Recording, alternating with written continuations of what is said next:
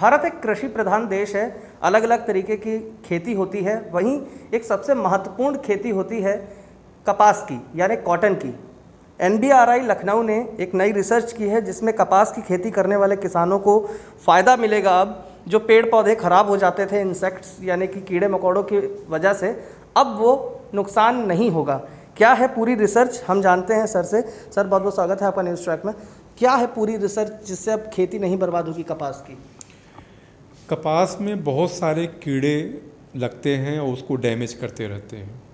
North India में एक कीड़ा पाया जाता है कॉटन पर, उसका नाम है वाइट फ्लाई या सफ़ेद मक्खी या सफ़ेद चूषक मक्खी।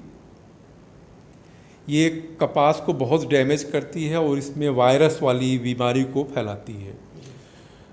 सन 2015-16 के खरीफ सीज़न में तकरीबन 70% खेती पंजाब, हरियाणा और राजस्थान में ख़राब हो गई थी और कुछ 10,000 करोड़ रुपए तक का जो है नुकसान हुआ था। पंजाब से रिपोर्ट थी कि करीब 4,500 करोड़ रुपए का कॉटन की फसल जो है बर्बाद हो गई।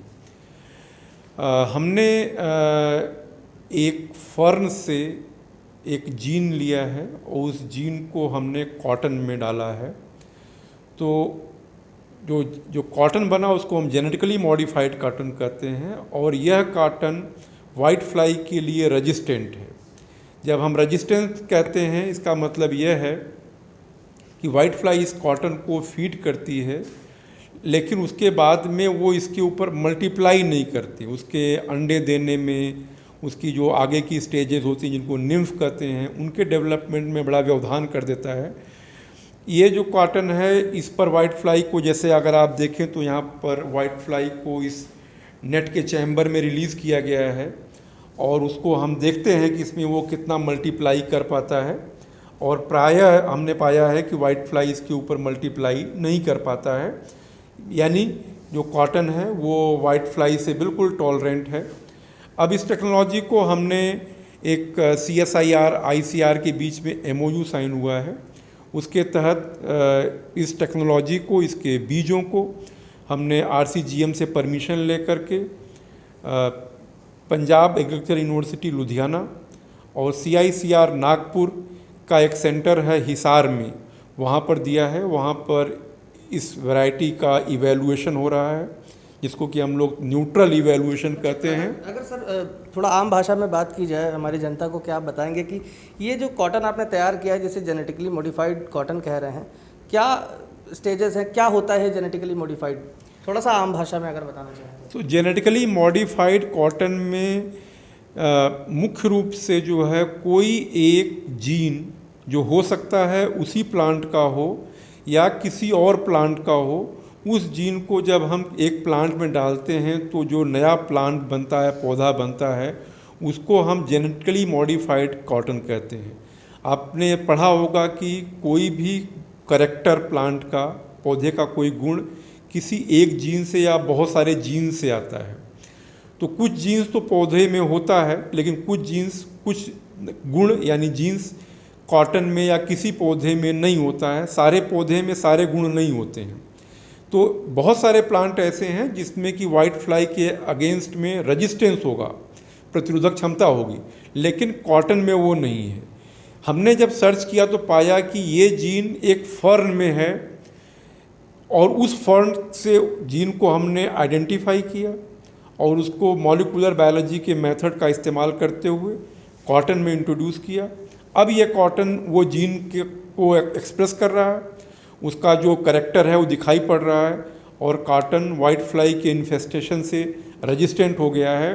कॉटन इसको खाता है, कॉटन को वाइट फ्लाई खाती है, लेकिन इस पर वो अपनी पूरी लाइफ साइकिल पूरी नहीं कर पाती है और इसलिए उसका पॉपुलेशन बिल्ट नहीं होता है और इवेंचुअली वाइट फ्लाई कंट्रोल हो जाती है। बिल्कुल। हमारे साथ यहाँ पर अजीत सर हैं जो कि जिन्होंने